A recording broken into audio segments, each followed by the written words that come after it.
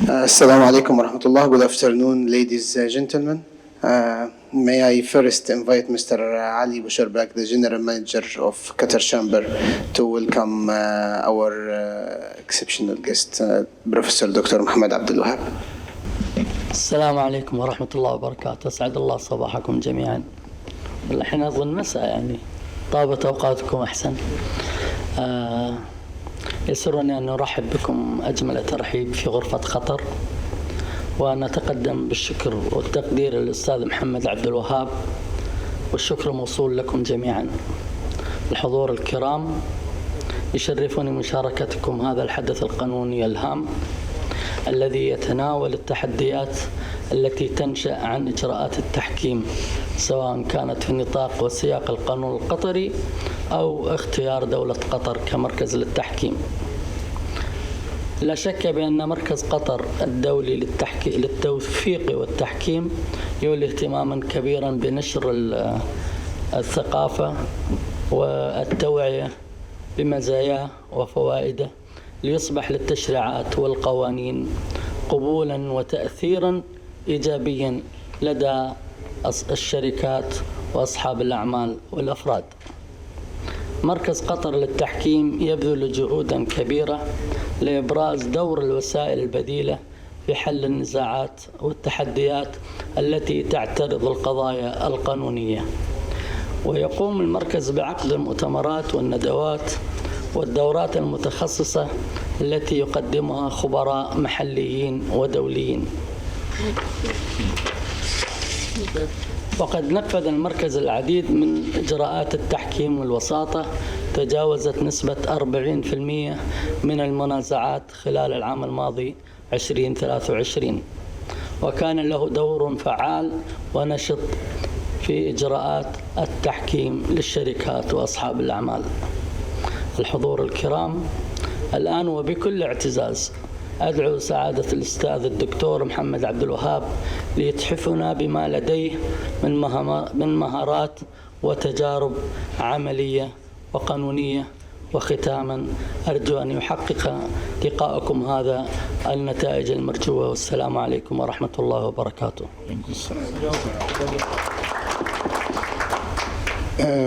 Before we start with the presentation, it's my pleasure to moderate this seminar, which is part of QICCA prime effort to provide practitioners, lawyers, and arbitrators with timely topics and valuable speakers. Today we are going to hear from Professor Dr. Mohamed Abdel Wahab presentation on a very timely subject, Doha-based arbitration and Qatari law-governed disputes, opportunities and the challenges. Please join me in giving a warm welcome to our guest, Professor Dr. Abdel Wahab. I'm pretty sure, to save your time, I'm pretty sure we don't need to introduce Dr. Abdel Wahab to you, as most, if not all of you, know Professor Dr. Abdel Wahab very well. However, as a matter of formalities, I will have to briefly introduce him. Dr. Abdel Wahab is the President-elect of C.Arb Charter Institute of Arbitrator for 2025, Dean of Africa Arbitration Academy. He is a Professor of International Arbitration, Private International Law, and English Contract Law, Cairo University. He is also founding partner and head of arbitration of Zulfikar and Partners, ICCA member of the governing board, a chair of ICCA governing body for dispute resolution services, and he is also the vice president of ICCA International Court of Arbitration. Professor Abdel Wahab was shortlisted among the top 5 arbitration for the GAR for the best prepared responsive arbitrator. Before we move on to the presentation, I also would like to invite Mr. Ali to Present. Yeah, two present honorary shield, yes, honorary shield from QICCA as a token of appreciation for Mr. Abdel Wahab effort and valuable time. أستاذ علي تفضل. سلمت شهادات. شهادات ولا؟ الدرع والشهادات. نعم. مين الدكتور؟ نعم. يعني أكبر من التشريف ففيما نضاف إن شاء الله، وإن شاء الله الإخوان يكونوا يستفيدون مما لديكم من تجارب. شرف الإسلام.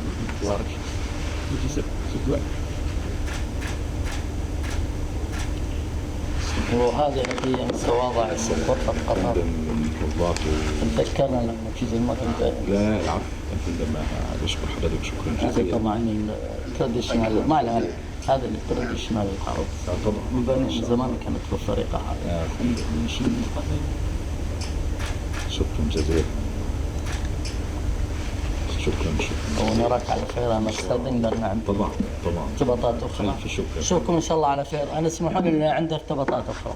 شكرا. أتمنى لكم التوفيق إن شاء الله. مع السلامة. شرفت أستاذنا بشكل ضغط. Assalamu alaikum wa rahmatullahi wa barakatuh. Ladies and gentlemen, I've been instructed to present in English, so I intend to do so because I think we have a wide variety of our colleagues. What I intend to do today with you is to go through what I call some of the opportunities and challenges when we talk about Doha as a seat of arbitration, or Qatari law being the substantive law or applicable law. And let me start by prefacing, of course, I'm always delighted to be in Doha and in Qatar. It's always a great pleasure to be here, having seen the developments over the years and having seen Doha rising up to the challenge of becoming a hub in relation to international arbitration and hosting arbitration cases. What I'm about to discuss with you is based on my first-hand practical experience of Doha-based arbitrations or arbitrations governed by Qatari law, and I've had quite a share of few of those cases, actually more than a few, of cases involving Qatari law or Qatari parties. So what I intend to do is first to start with aspects of Doha being a seat, then moving to Qatari law as the substantive law, then concluding with some remarks and tips about going forward. The way I want to structure this is to start by setting the scene of Doha being a seat of arbitration. And there are four aspects in that sense that I think deserve a mention. One, Qatar has signed up to international arbitration instruments that are very important, including the New York Convention on enforcement and recognition of foreign arbitral awards, and that is very important. Qatar has also signed up to ICCA Convention in relation to investment arbitration. And for those of you, and I know many of you are well versed in international arbitration, any investor who invests in a country asks a number of questions. Among those questions, when we talk about legal risk, is whether the country has signed up to those international conventions. And Qatar has done so. So that's a very good thing. In addition to that, and speaking of other texts, we have the Qatari Arbitration Law, number 2 of 2017, is derived and inspired by model law. So again, the model law on international commercial arbitration is a source of the Qatari arbitration law as well. Which is, as we say, the law of the place of arbitration, or the lex arbitri in that sense. But the other thing that I find very useful and helpful, we've had a major arbitration case. I think it was the largest at the time in Doha a couple of years ago. And as you would expect, it related somehow to the World Cup in a way. When we are discussing whether the venue for the hearing, even though Doha was a seat, the venue is a different thing. You may hold hearings elsewhere. And the idea, should we hold the hearing in London? I was actually probably the only Arab connection with the region because I was an arbitrator, the presiding arbitrator in the case, but all the other colleagues were more or less foreigners, including counsel. I've got international firms supported by some Qatari firms. And so the idea was, should we hold the hearing in London, in Paris, or elsewhere? And my view was, guys, we have the applicable law, Qatari law, the seat is Doha, why should we not go to Doha? One, they say, is it not going to be too hot to hold the hearing on or about June, July? I told them, but everything is air conditioned. You can go as well. You've had your fair share of cold weather in Europe. Secondly, they will have better facilities than hosting this somewhere else, and certainly not as expensive, as you'd say, looking at the magnitude of people. This was a hearing. In the hearing room, we had somewhere between sort of 60 to 80 people in the hearing room. So it's a fairly big case. And ultimately, everyone made it to Doha. We've agreed, and everyone enjoyed their experience of having an arbitration hearing in Doha with first-class facilities. So this covers the point of saying you've got very good facilities. Resources are indeed very important, accessible for many nationalities, getting visa, proximity, and high-value disputes. Qatar, I think, is characterized, at least based on my own experience, disputes are very high value and construction-based. Most of the cases I have in Doha are actually construction cases. I've had shareholders disputes as well, but I think the majority is construction cases. Then the practitioners, and again speaking of Doha as a seat. One, under the law and even in practice, you have the ability to bring international counsel or Qatari counsel, and in many cases they work well together. Arbitrators, we will come to that as part of the tip. Many of the arbitrators are colleagues either from the UK, the US, France, but mostly from a common law background. Courts, I always say this. I was giving a keynote back home in Egypt a couple of weeks ago, if I'm not mistaken. And I always say this, arbitration can never survive without courts. It is courts that actually define whether this is a good jurisdiction for arbitration or not. You may have a good law, but it is the court support and the court review that matters a lot. And I think Qatari courts have, over the years, have done a good job in terms of positioning Qatar and Doha as a seat of arbitration and showcasing the legal talent that the judiciary has. Of course, there is always room to do more, and I think that is happening on the ground.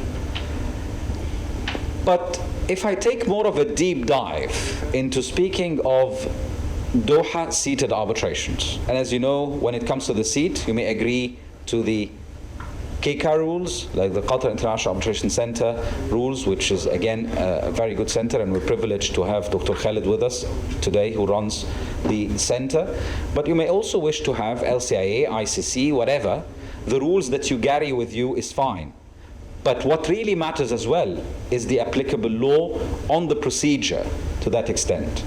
And what I'm about to discuss with you is 10 concrete examples of how the law may present certain opportunities or challenges, depending on how we wish to see it, that has been to an extent at the forefront and at the heart of the disputed procedural matters in real cases.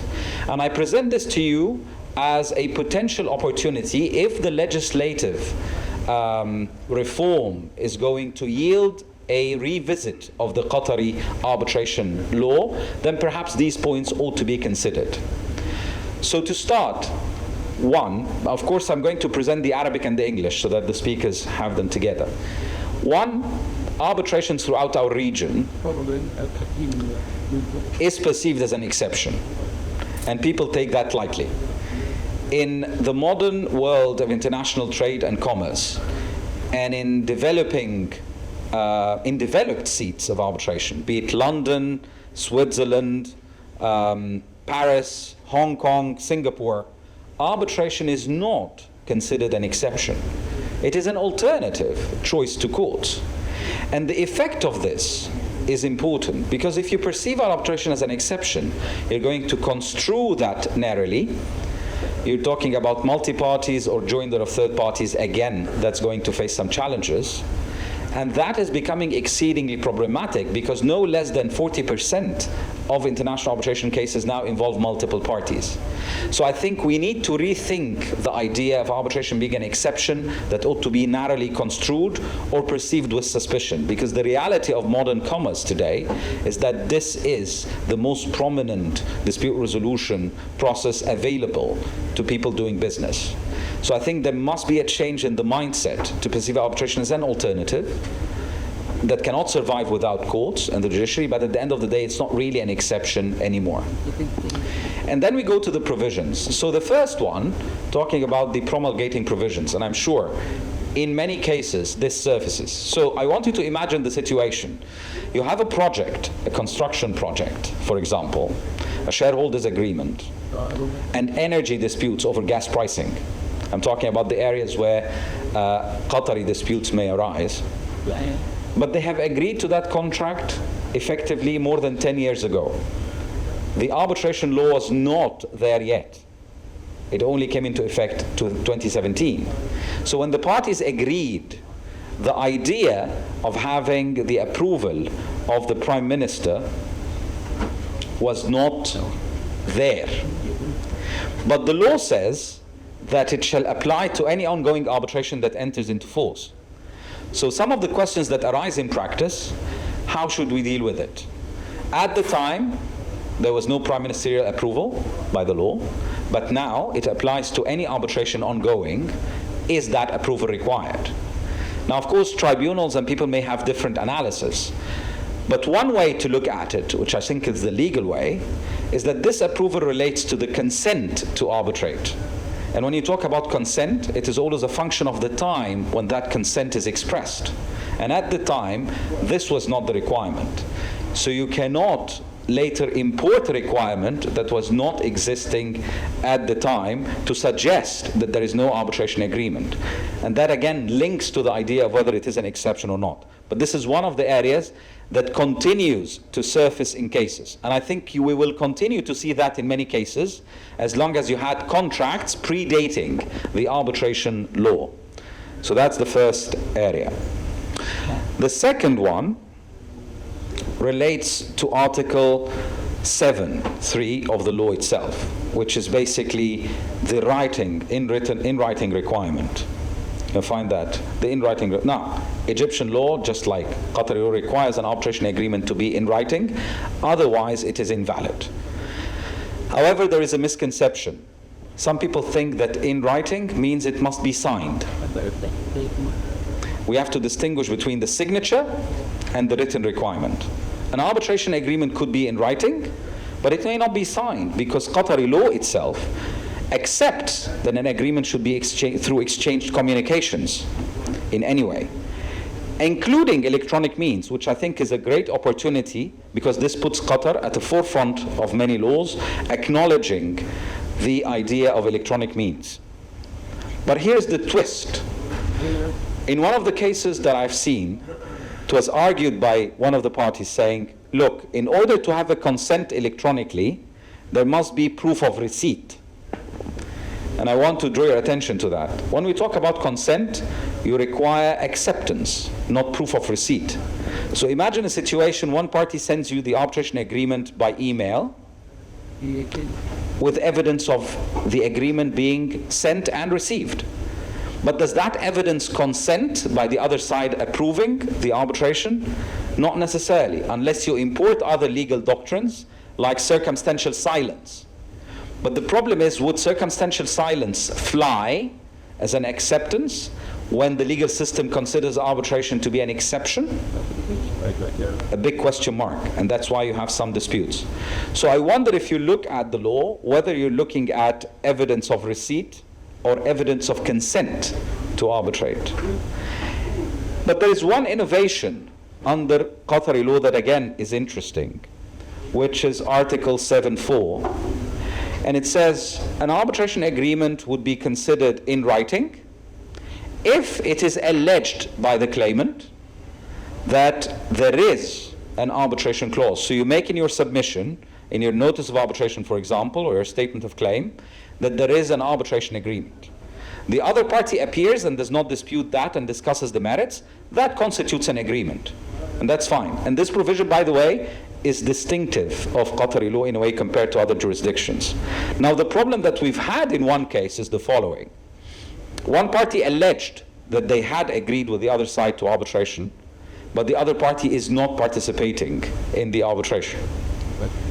So the party was telling us, look, I am using Article 7.4, which says I'm invoking an arbitration agreement. There is no denial by the other side of the existence of the arbitration clause. Well, naturally there is no denial because the party is not participating. But can you infer from the non-participation of a party that there is lack of denial? You cannot attribute acceptance just by a party not participating in the case. So that again was one of the areas. Well, the party said the provision doesn't require a party to participate or not. It simply talks about it has not been denied. They have been notified, they know about the arbitration, they decided not to proceed and participate, but this does not prevent us from invoking the arbitration agreement. That's again a borderline issue. One needs to think about it legally in a way, because on the face of it, the provision talks about a party having an opportunity to deny and has not done so. But that, I think, is a problematic area. The other example, again, Article 7.5, which is in the model law itself. But let me tell you this. So one of the ways that Qatari law accepts the consent to arbitrate, you can have a signed document, you can have exchanged offer and acceptance, or you can have incorporation by reference. That's why we call it that the agreement to arbitrate is not in the contract itself, but is included in another document, provided that the reference to the other document makes express reference to the arbitration agreement.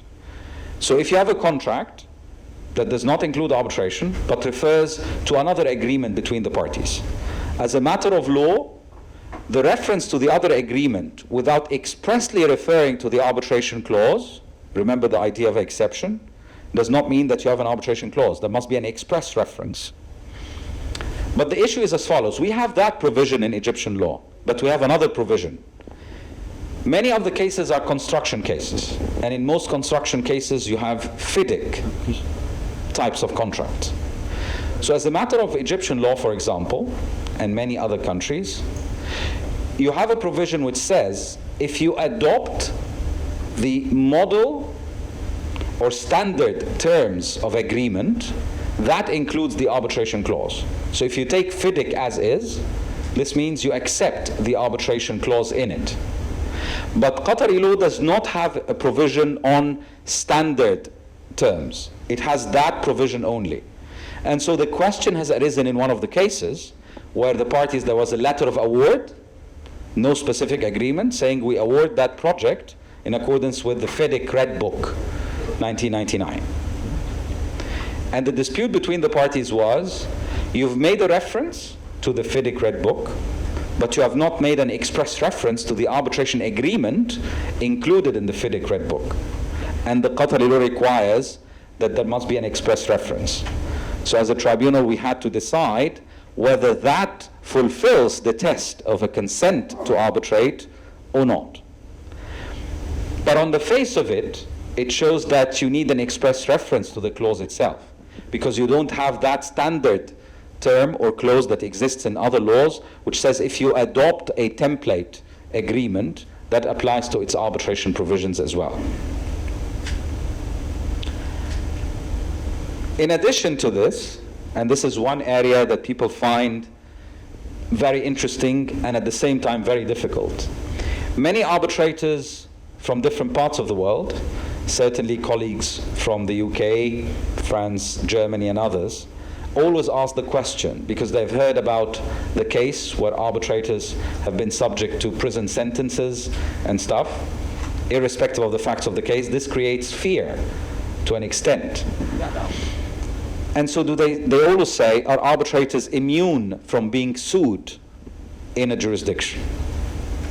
And here we have a provision, that's Article 1111 of the law, which says that the arbitrator shall not be held liable for exercising, it should be his or her, but I'm talking about the translation available, duties as arbitrators unless he has done so in bad faith, in collusion, or gross negligence.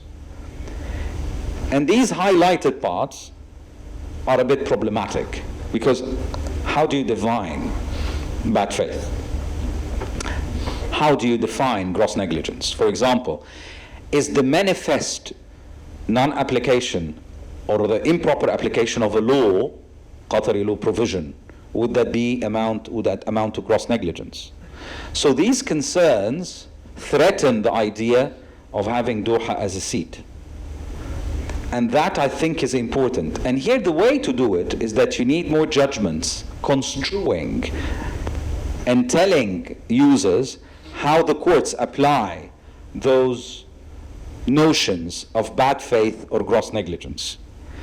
Let me tell you another interesting thing, that in a case we've had where an arbitrator, a very prominent arbitrator, had to decline taking the case in a Doha seated arbitration because he has already professional insurance for the cases he takes.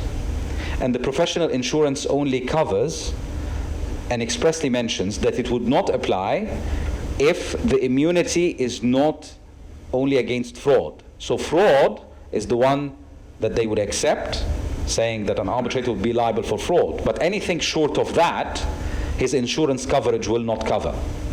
So that's why he declined to take the case. And that's not just one person. There are many having this. And I'm presenting you with that because when the legislative authority drafts a law, one needs to consider the circumstances and the users. If we want to position Doha as a hub for international arbitration, one needs to take account of what's happening across the globe and matters for international arbitrators. No one is suggesting that corrupt arbitrators or those who are bribed should get immunity. That's not the point. But the point is, having a test of bad faith or gross negligence is a bit uncertain and threatening for some people to take on cases.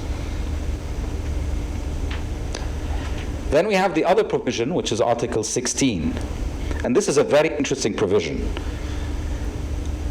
I've seen it argued once, but what I'm about to tell you, probably many of those people practicing in Qatar had not encountered and will probably not encounter, but very interesting.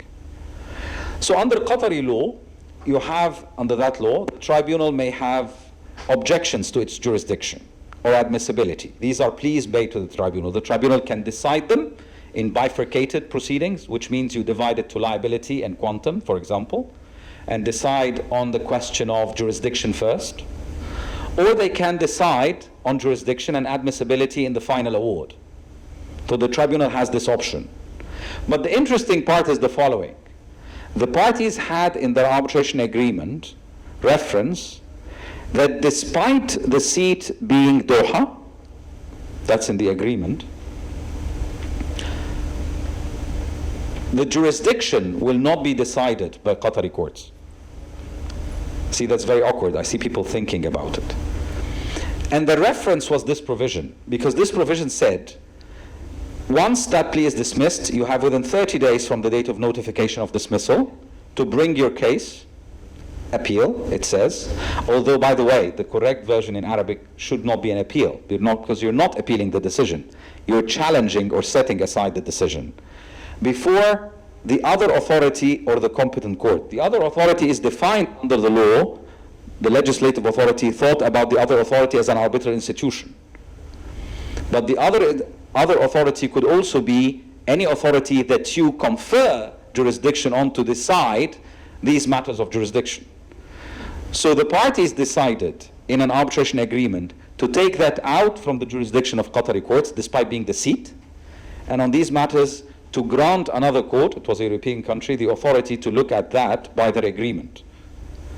And the dispute, and here the law says, the decision shall be final and not subject to any form of appeal. So based on that specific part, the parties had dispute. One party said, that does not bind Qatari courts, so Qatari courts still can review the jurisdiction. And the other side said, we have to ensure that the foreign court will accept jurisdiction as well. And that created a situation of parallel proceedings.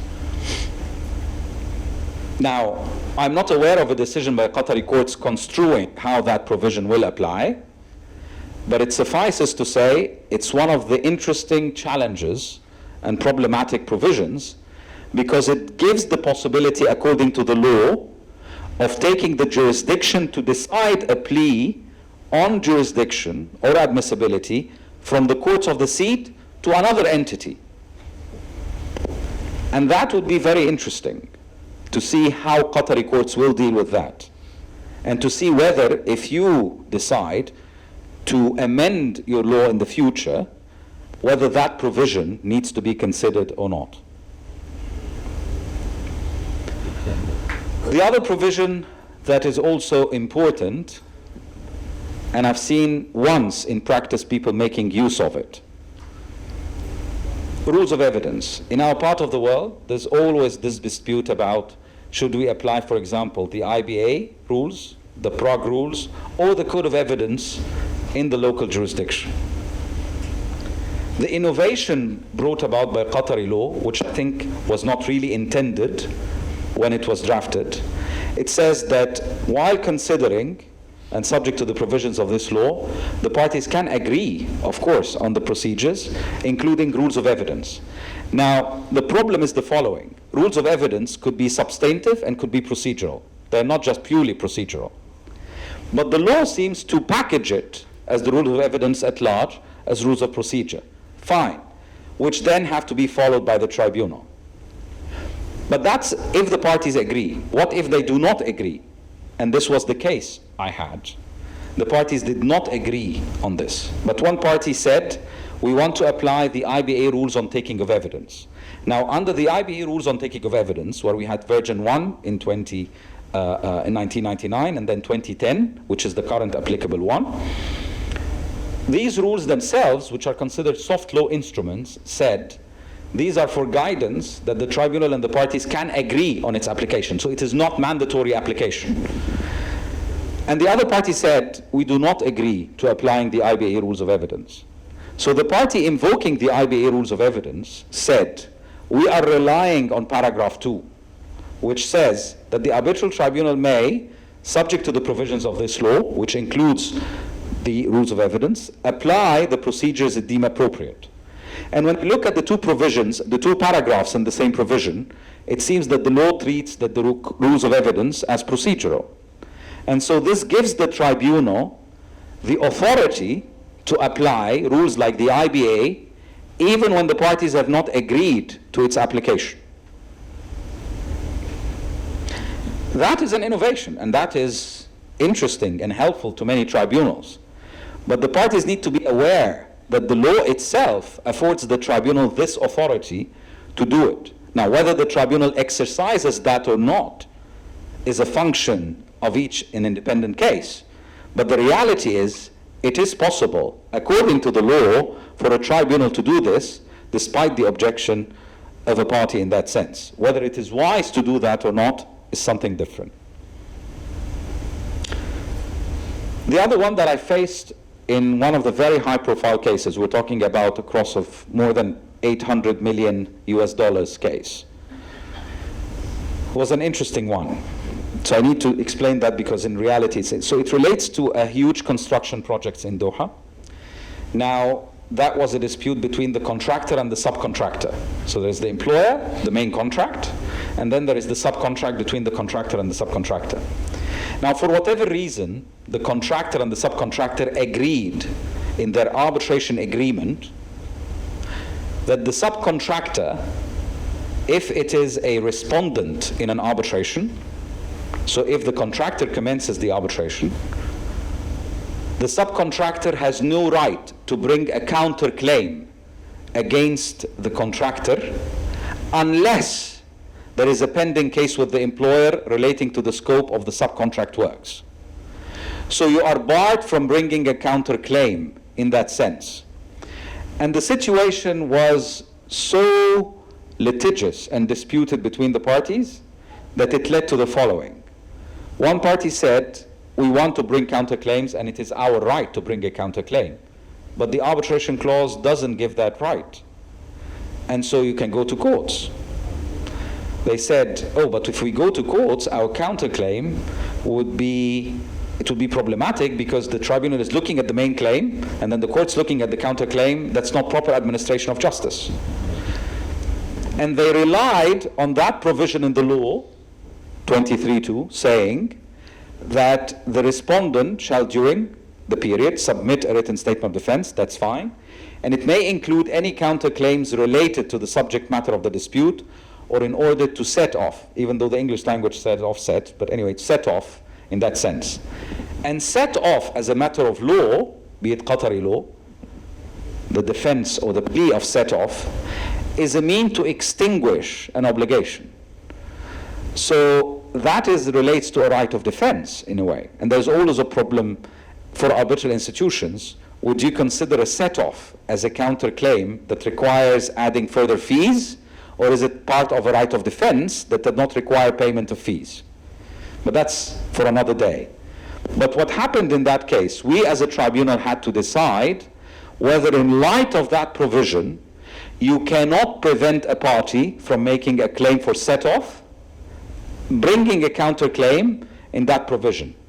And of course, we've had submissions from the parties regarding, one, is that provision mandatory that cannot be waived? Because if it can be waived, would the arbitration agreement constitute a waiver barring a party from bringing that counterclaim or not? But that, I think, is a provision that is quite interesting to consider. Wow. The other provision that relates to a topic close to my heart, which is private international law, and I think it is not entirely aligned with what other laws in the MENA region have, but it is more or less aligned with the English Arbitration Act. Because the rules of the English Arbitration Act of 1996 includes a similar provision, and even with the amendments that are going to see the light in 2024, English courts are not about to change that rule. So if the parties agree to apply substantive law of their choice, they are free to do so. But if they don't, then the tribunal shall apply the law determined by the conflict of laws rules, which are the choice of law rules. Now, the difficulty with that provision as a matter of Qatari law that we faced in one case when the parties did not agree the substantive law is the following. That provision doesn't tell you which choice of law rules. Is it the choice of law rules in Qatar? Or is it the choice of law rules that the tribunal considers appropriate? Under what law? Because as a matter of English law, for example, it tells you the choice of law rules that the tribunal considers appropriate. So it gives the tribunal that discretion. But here the law is silent. I think when the legislative authority enacted the law, they had in mind that you will apply the choice of law rules of Qatari law. The issue is arbitral tribunals do not render justice in the name of a certain state. It's not like national courts. And so the reality was the parties had to make submissions on what choice of law rules ought to apply, what these rules are, what are the relevant connecting factors. So the takeaway from that is that don't leave the choice of the applicable law to the tribunal. Make sure that it is agreed in the contract itself. But it was an interesting case that invited people to look at the provision that doesn't tell you which choice of law rules. Then we have Article 31.8 of the law, and I think that is an interesting one, 31.8 and 31.11. That is a bit unique. And I've had, of course, the pleasure of meeting the minister some years ago when the law was enacted. I think 2018, I had that meeting. And one thing was, the 15 days from the date of issuance, a copy should be given by the arbitrators to the parties. Now, one would appreciate in an international case where you have an arbitrator from Canada, another from Australia, and a third one from our region, to get the award signed in paper and ink takes days to courier and sign it. They're not going to fly together and sign it in one place. They sign and deliver the document by courier. So it will take more than 15 days. And in some cases it has taken much longer. In addition to that, even though arbitration could be confidential, the law says you will need to send the award within 15 days to the Ministry of Justice through an email. Sometimes the email works, sometimes there is a denial of service because of the number of emails being sent. Sometimes even the award is of such a big size that you cannot send it by email. So the question has always been, what if that does not happen? Does that lead to setting aside or no? I'm yet to see a court decision saying that that leads to setting aside. So presumably the idea is that this does not affect the validity of the award. But one needs, and that's where the role of the courts is important, the courts need to give assurance that these are just provisions for organization and regulatory purposes, but they do not affect the validity of the award, where people have spent millions and millions litigating their case. So I think if the idea is to consider further amendments to the law, one needs to look carefully at those provisions and perhaps remove that requirement that has been very problematic to many people. The other thing that I have not seen in place, but we know that it exists, for example, under English and French law, is that provision that many people do not know that it exists. When you file for setting aside of an arbitration, the court can nevertheless, based on a request of the party, remand the award, send the award back to the tribunal to remove any element of invalidity. I'm yet to see a decision by Qatari courts, at least from my side, that addresses specifically that provision to see how it applies in practice. But I think that is a very innovative provision and a very good opportunity that supports arbitrations in Doha. And I think it's one of the provisions that those advocating for Doha as a seat need to champion in a way, saying you don't have much to fear, because at the end of the day, the court has the authority at the request of a party to remand the award to remove any invalidity that may lead to setting aside. But that provision, I think, is quite innovative. Now, these provisions on the procedure are something that one needs to carefully balance when looking at Doha-seated arbitrations. But for the next part, which is the law governing the merits, this will just have one slide, but I have a lot to say on it.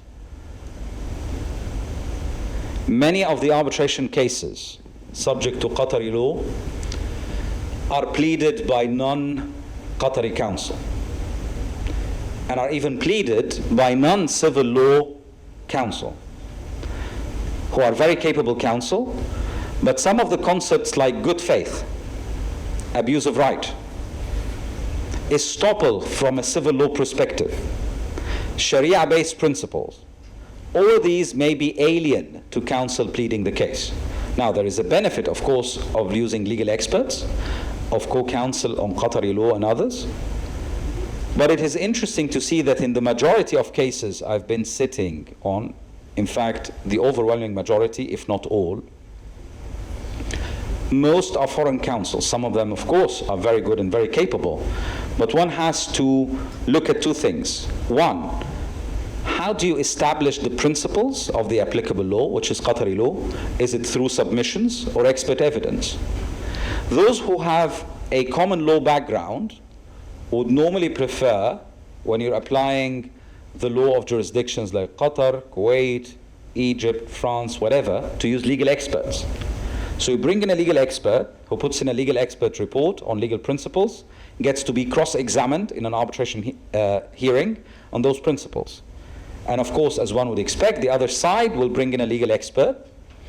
They will disagree, sometimes not on the application of the principles, but on the very existence of the principle itself. And of course, if the members of the tribunal are not well versed in the applicable law, many things get lost in translation. Many things may be problematic as a matter of law. And once the award is out and goes to the court will wonder how that led to a distorted application of the applicable law one way or the other. But they have not seen the submissions or seen what the experts said. The tribunal deals with what they have, in a way. So one way is, one needs to decide, in many civil law jurisdictions, the way to plead the law is through submissions, not through legal experts. But in many parts of the common law world, it is through expert evidence. So I think one needs to give some thought for Qatari law governed arbitrations is, and that I think is one of the tips that I'm going to share with you in the concluding remarks, but remember it for now. Include in procedural order number 1 whether the law will be pleaded by way of submissions or expert evidence will be provided. It might be helpful to the tribunal.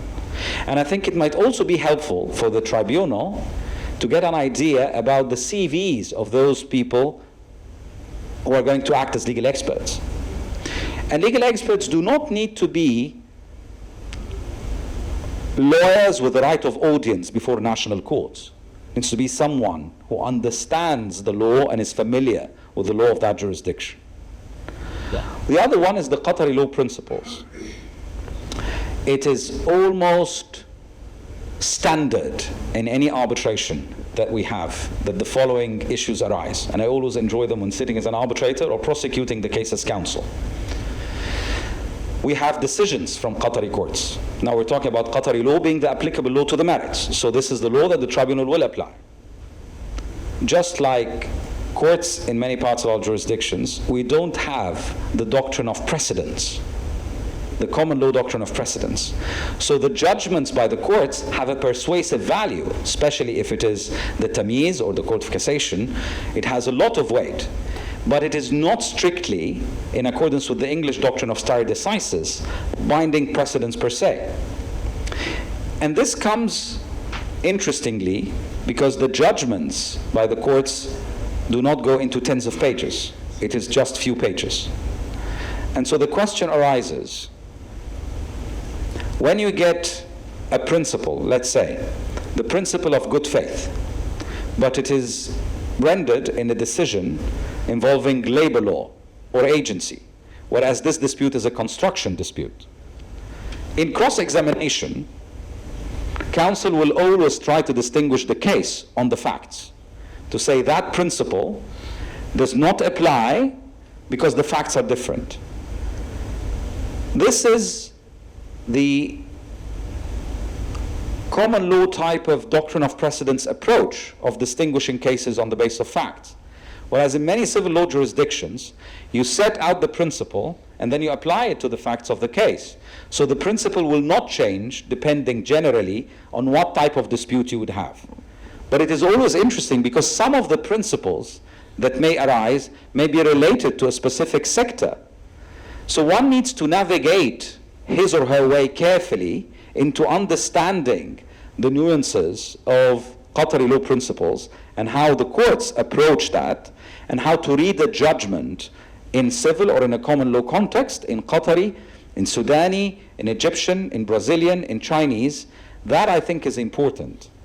And these issues about how to consider the applicable law determine the principles of Qatari law, the weight given to legal authorities, the weight given to expert evidence, the tribunal's ability, and that's another thing that I want to mention to the law, which is called Jura Nuvid Kuria, the tribunal's ability to consider legal principles that have not been argued by the parties. This is always a big question mark in international arbitration. Because even though our legal systems, and including Qatari law, allows the tribunal to apply legal principles, one should be careful not to surprise the parties with points that have not been debated or argued. So it is always advisable when you as a tribunal sitting and applying Qatari law to give the parties notice without aiding one party or the other, subject always to the duty of impartiality and independence, that you need to hear the parties on principles that have not been expressly fleshed out but relevant to the case. I've had it in one case before where I was sitting with a Swiss and an English arbitrator in a case. And the applicable law had provisions, as you know, in the code and Qatari law. And so one party was pleading certain provisions about implied terms and good faith. And we as a tribunal had the law on record, so the provisions are on record. And within the parties' claims and arguments, nothing beyond what the parties' request for relief is. So it's all within the request for relief. But as a tribunal, there was immediately clear to the tribunal members that there is a provision in the code between the provisions argued by the parties that could be relevant to the issues of implied terms and good faith, but has not been specifically mentioned in the submissions. And so the Swiss arbitrator, in our case, said, oh, absolutely, it goes without saying, we as a tribunal can do it, because Swiss jurisdiction, being a civil law jurisdiction, completely accepts that point and applies it. Our English colleague said, no, you cannot do it, because the parties have not pleaded that provision, so we cannot apply it. And so then I had to consider and reflect how best to proceed.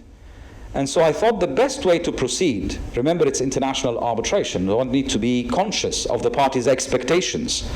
So we've written to the parties, at my suggestion, asking them, the parties' request for relief is noted, no one is going to go beyond that, but the tribunal has noted that there are pleadings and arguments regarding good faith, implied terms, and abuse of right that have been pleaded by the parties. The Qatari Civil Code is on record, which is the 2004 Law on Civil Transactions. And the tribunal considers that there are other provisions in the code, which is on record, that have not been pleaded by the parties that may be relevant to the case. And so we ask the parties whether they consider that the tribunal, within the relief and arguments claimed by the parties, is at liberty to considering those provisions only to that extent for its reasoning or not. Now, the parties, thanking the tribunal for taking this approach, came back and both said, thank you very much. We would like the tribunal to be confined to what we mentioned as provisions, because neither party knew which way it was going. So ultimately, the tribunal, having asked the parties that, decided to proceed in accordance with what the parties agreed, and we rendered the decision only in accordance with those provisions that are on record. Now, the difficulty is that, of course, anyone reading the award ultimately will say, how come the tribunal with those names did not take into consideration the provision which should have been applicable? Well, no one knows that the tribunal asked the parties, and the parties said, no, thank you very much. We don't want anyone to consider that. So that is something that you pick up as a matter of experience, as a matter of practice, but you should also be aware that you should not surprise the parties on matters that you have not been briefed on in a way. And this takes me to the concluding remarks. Notable jurisdictions normally look at legislative review after a number of years. And I think 10 years is a good way. No one is suggesting that the law would change completely, but certainly can benefit from certain refinements to dispense with ambiguities, make things more certain, align itself with best practices internationally. And so perhaps by 2027, if you start the process now, you can look at some of those challenging provisions, and they're not the only ones. I can go on, but I didn't want to make it theoretical, and consider what would be best for Qatar to position Doha as a seat of arbitration, to have a forward-looking international arbitration law, and how to build and capitalize on the success and the opportunities presented by other provisions. So dispensing with ambiguities, rectifying certain challenges would certainly be useful when you look at some reform by that date. Secondly, publication of court judgments. One of the big challenges in our region is to publish court judgments, even by very own home jurisdiction. And I tell people this, if the judgments are not published, and I know speaking with our colleagues and very senior judges, they say, when you start publishing judgments, one, and that's not related to Qatar, it's the region. Not all judgments we would like to publish and people to see. Some of the judgments may be not the best decisions rendered, so it's better not to show the world some of those issues. But the good ones, yes. The problem is with that, if you don't do this, there is limited ability to advance the legal discourse, to help people understand with certainty the law and apply it. And I see no issue with that, because we don't have a doctrine of precedence. So even if certain judgments other judges disagree with, it's not binding, but it is useful and healthy to develop this practice of publication. And let me tell you one additional thing. Once you start publishing judgments, and the same for awards, those drafting the judgments, being judges or arbitrators, will be careful because they know that their decisions will see the light. So you will take more care when you draft your judgment. So I'm afraid it's unavoidable. It is extremely important to share this information in terms of judgments being published. One example of that, we've had years ago a situation of an arbitral award set aside in Doha on the basis that it was not rendered in the name of His Royal Highness the Emir. And no matter how hard we try to tell the world that this is no longer the practice, you don't need to render an arbitral award in the name of the Emir, as much as the same in Egypt, not in the name of the people, because it's a republic. This is not a legal requirement, and the law has changed. And the judgment that came by the Court of Cassation even said it's not a requirement, it's for judgments, but not for arbitral awards. I presided a tribunal in a case where I explained that to the parties, and both parties said, out of abundance of caution, we request that the tribunal render the award in the name of the Emir. So because the parties agreed to that, we rendered the award in the name of the Emir. And then I meet someone a year later, he said, yeah, I had a fantastic award. But Mohamed, you always lecture people, you know this. It's no longer required. I told him, I know, but the parties want it in the name of the Emir. Who am I to say then I'm not going to render it in the name of the Emir? We tried to talk them out of it, but they didn't. And that again is a function of acting out of abundance of caution. The issue is, again, being transparent with the judgments, showcasing that certain decisions have changed, and convincing people that things have changed. So it's important to have these publications to avoid situations like that. And that helps with dispensing with some of the myths and misconceptions, just like the example I mentioned. Just like the misconception that implied terms under English law is exactly like implied terms under Qatari law. No, the doctrine of implied terms as a matter of Qatari law is broader than the doctrine of implied terms under English law. And one needs to understand these distinctions. So some of these methods and conceptions are important. Now, practical tips, whether on substance or procedure. Let me tell you one formula that I found very helpful. We talked about the applicable law and including it in procedure order number 1, how to deal with it. But there is another tip.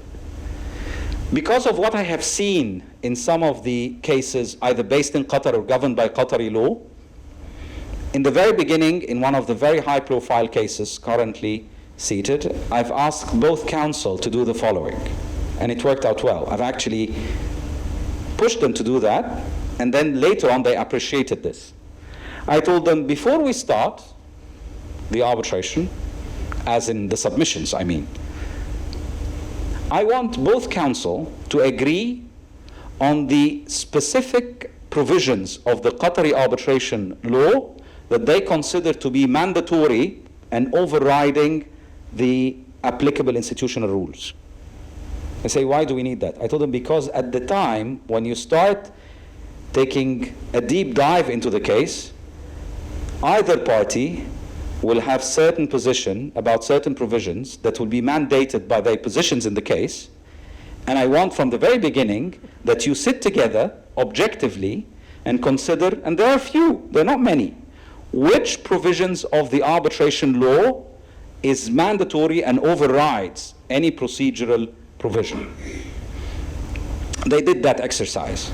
So we had a text from the very beginning and agreed 4 pages or so of what they consider to be overriding mandatory rules of the Qatari arbitration law that the tribunal has used during the arbitration. So when one party came on later and said, no, you cannot do that because under the law of the seat, this cannot be done. Well, it doesn't feature in your joint proposed terms about this.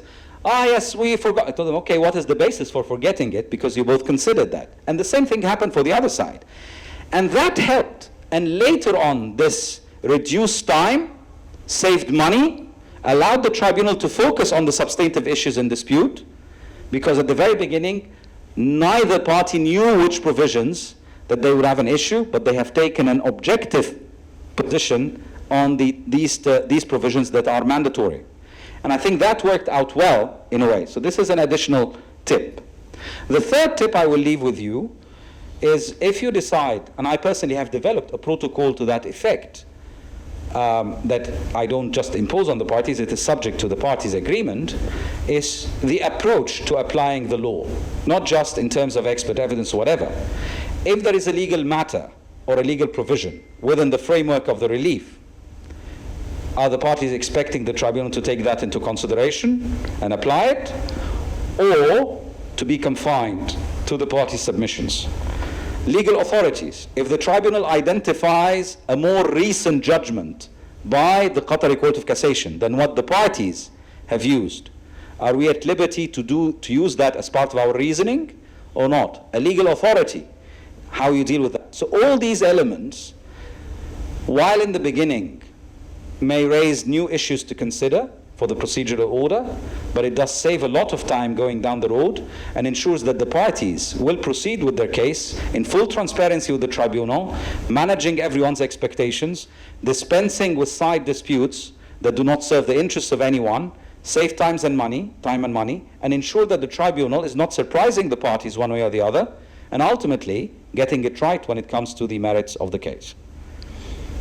I've spoken too much, but I'm more interested in your questions. But I'm very grateful for you taking the time, listening, and I hope we can share some comments.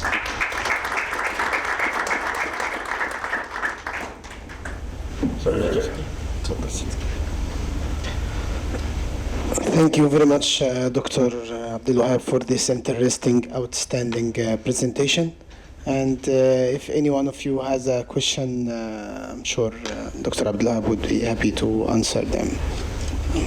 And I will answer in the language that you posed the question in, if you wish, Arabic or English. Thank you. Assalamu alaikum. Wa alaikum assalam wa rahmatullahi wa barakatuh. You mentioned, Doctor, previously in the last comment that you asked the parties to identify which provisions of the rules would be in discrepancy with the provisions of the law, or which the mandatory provisions of the law.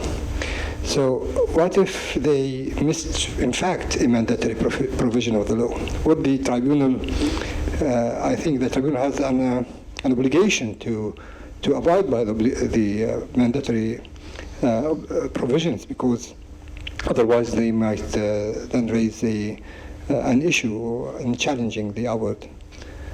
Your opinion, please. You're absolutely right, but that list serves two purposes. One, encourages the parties to look carefully into the law so that they, when prosecute the case procedurally, are aware, because some of the council may not be fully aware of the provisions of Qatari Law number 2 of 2017. So this is an important read-in.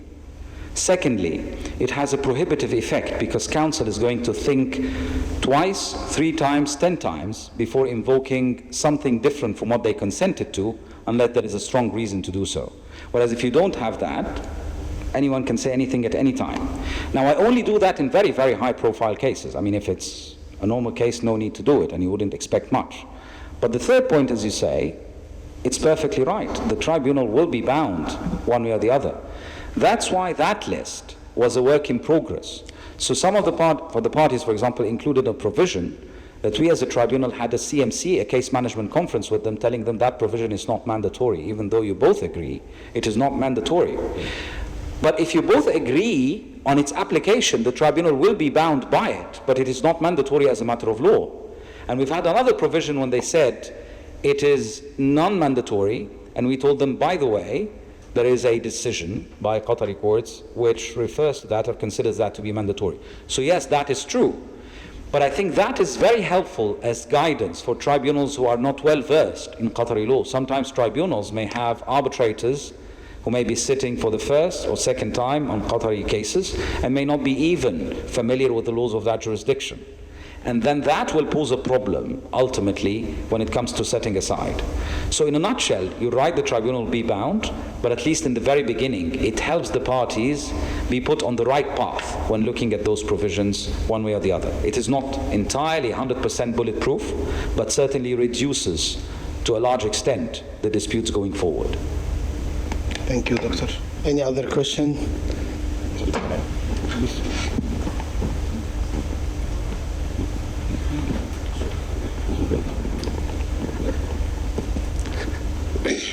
Thank you, Professor Abdel Wahab, for this presentation, and it's my pleasure to meet you in person, finally.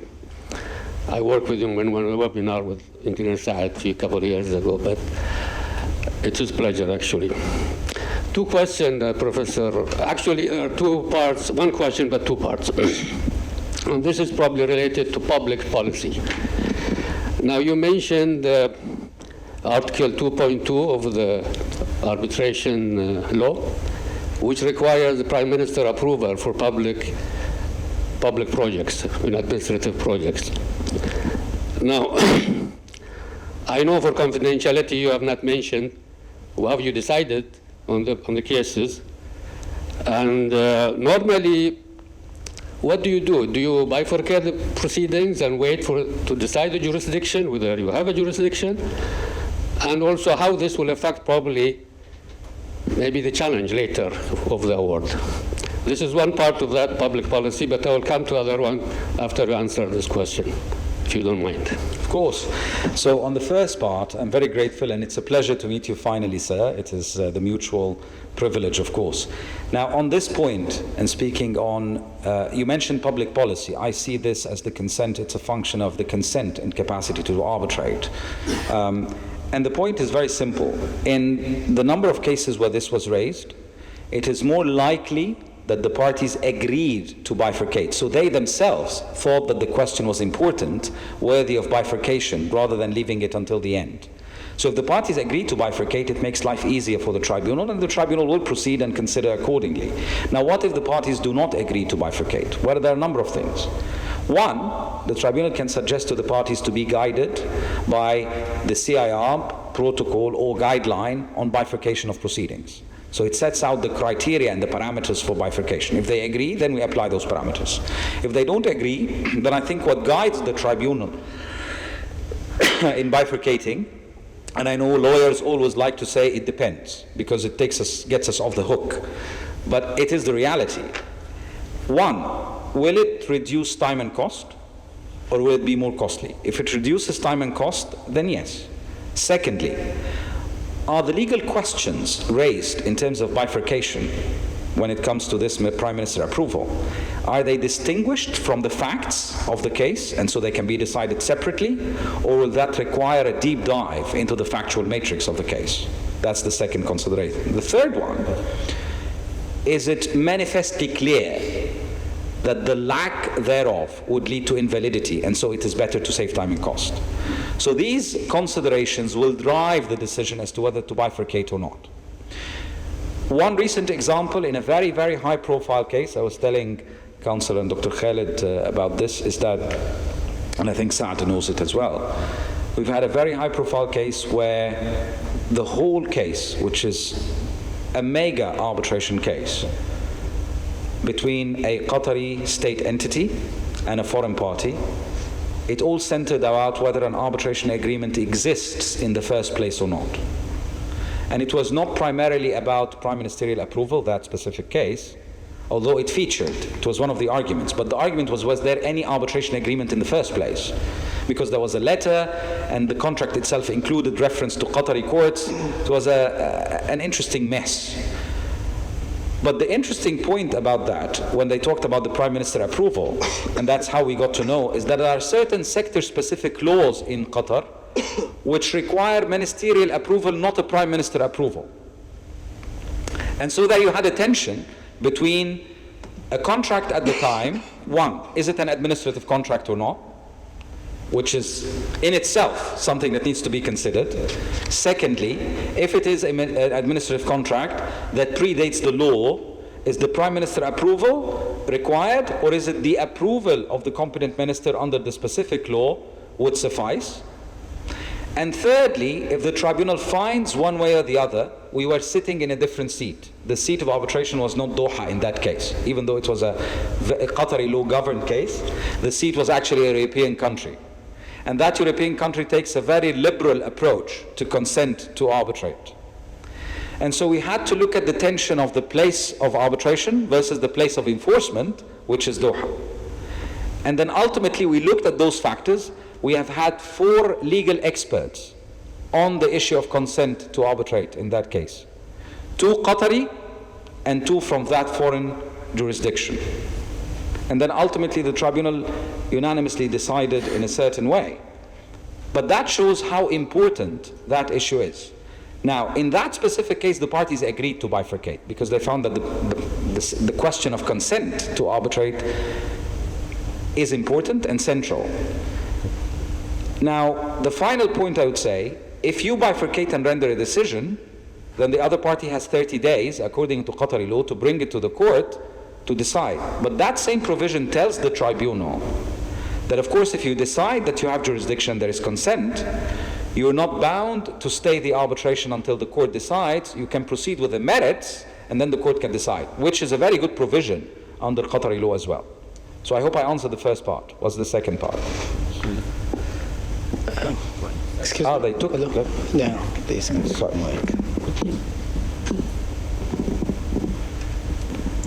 So I'm taking a lot of time, but... No, I'm here to answer everything. As much This is also related to public policy. I think you mentioned one case where it was between a main contractor and subcontractor, and you referred to Article 16.3 again Yes. of the arbitration law, where the parties, for one reason you said they agreed that the subcontractor is not allowed to In the arbitration clause. to counterclaim. Yes.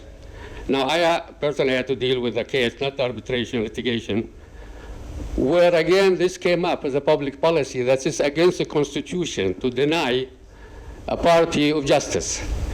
So actually is Article 135 of the Constitution, which says judicial right is guaranteed for everyone.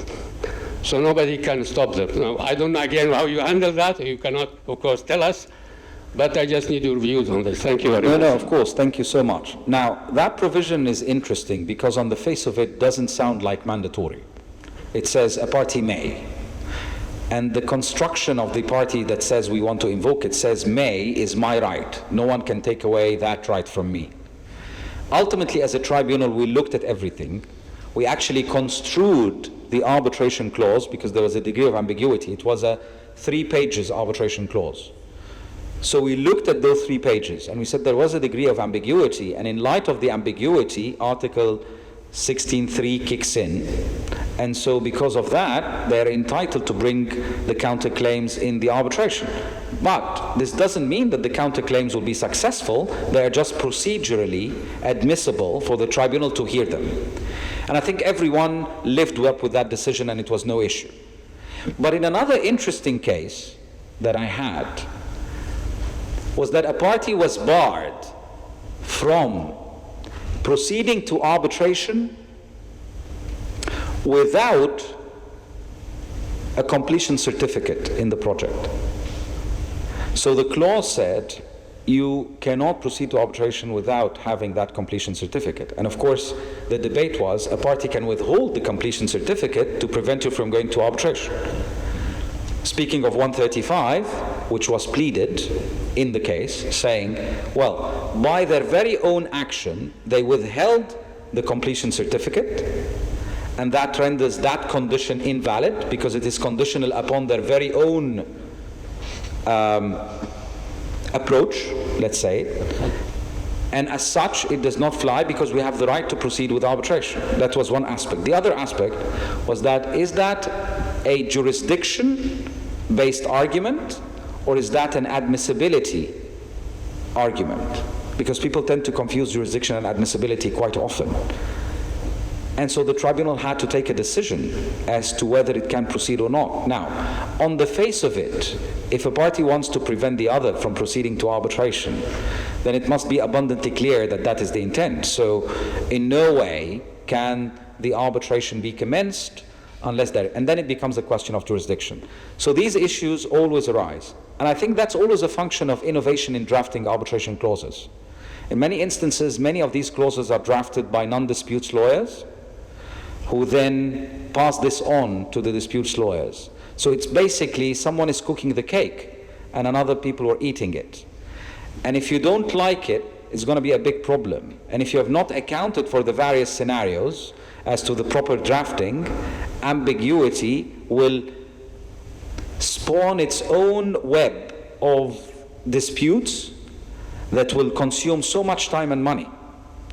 Like, just to give you, and I'll end up with that example, is we've had in one case, you have to bring the arbitration within 18 months from the date of handing over the project.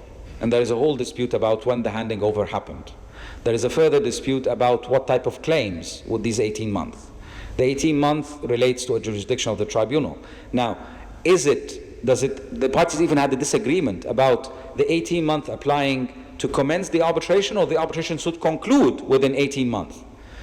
So these situations, if they're not drafted properly and clearly, will raise all these host of red flags that the tribunal will have to deal with. Yeah, just I believe the Cassation Court decided on the 18 month, 18 or 6 month, one of them or maybe both, and consider it invalid as the right of the people to sue, and the time limit stipulated by the law is constitutional right. I believe according to the Article 135 of the Constitution. Do we have any other questions here? Okay. Yes, here. Yes, please.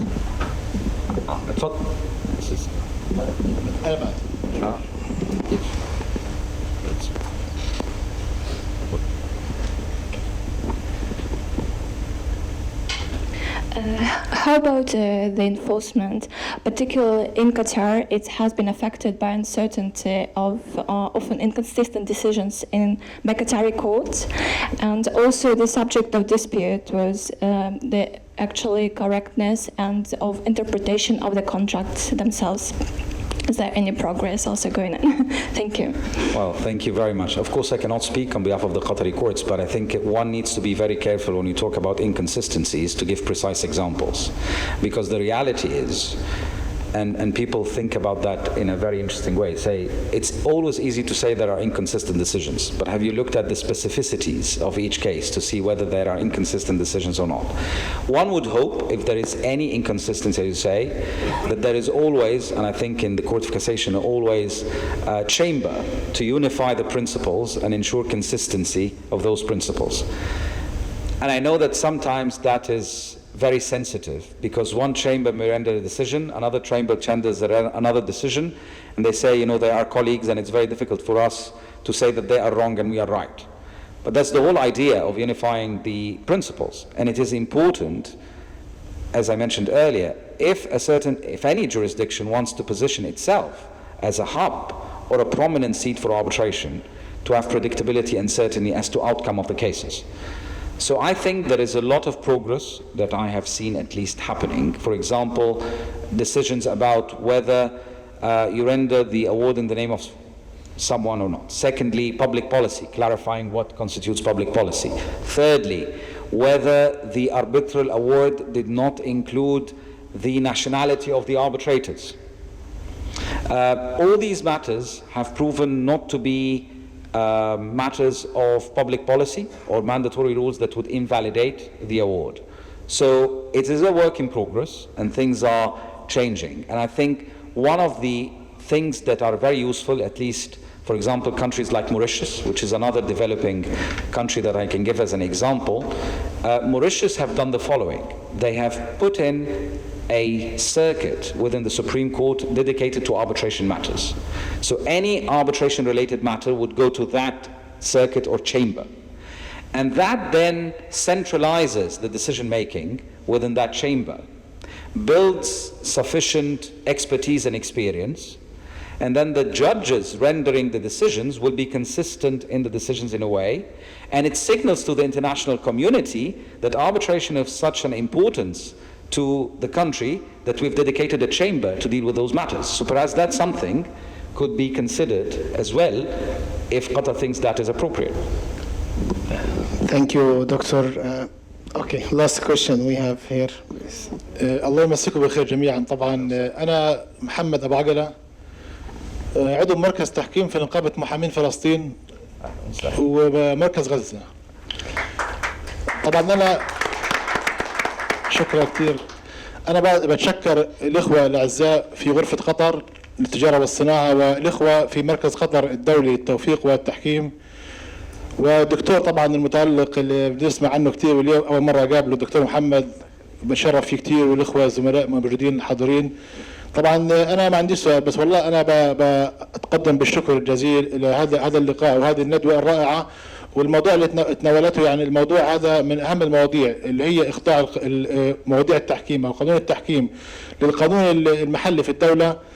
هذا من أهم المواضيع المطارة يعني والموضوع مهم كثير والندوة بصراحة أكثر من رائعة. وأنا بتشكركم إن أول مرة تحت لي فرصة نحضر في قطر واحضر ندوة بهذه العمق وبهذا الشيء من الروعة والجد يعني شيء نفتخر فيه. وكل التوفيق لدولة قطر الشقيقة وكل الحاضرين وبشكركم جميعا باسم ممثل نقابة محامين فلسطين ومركز تحكيم وخاصة مركز غزة. شكرا لحضرتك ولكل السادة الحضور والكلمات الطيبة. أستاذ محمد إدريس تفضل.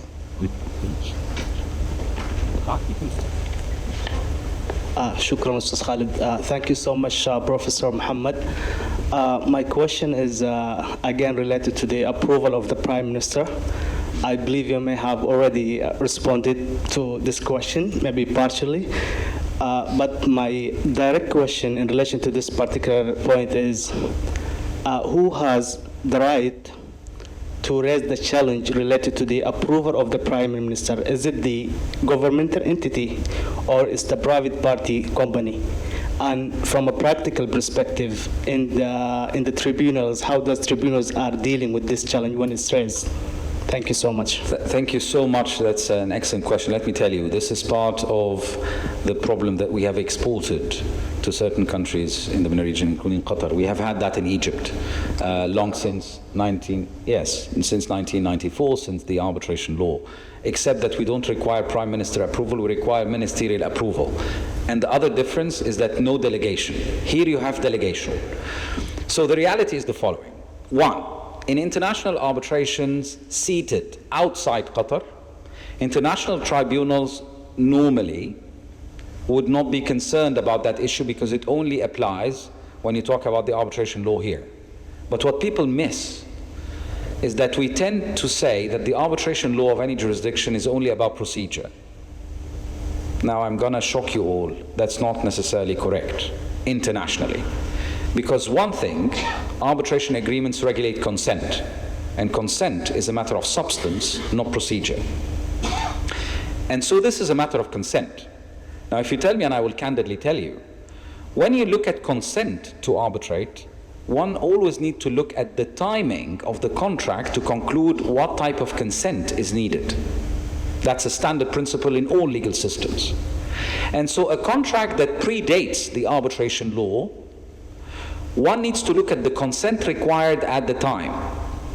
Subsequent and additional conditions for consent that come in later does not impair or affect the consent communicated at the time. And the legislative authority, when saying that that arbitration law applies to ongoing arbitrations, and that is absolutely correct, had in mind that it will not raise issues because it only deals with procedural matters.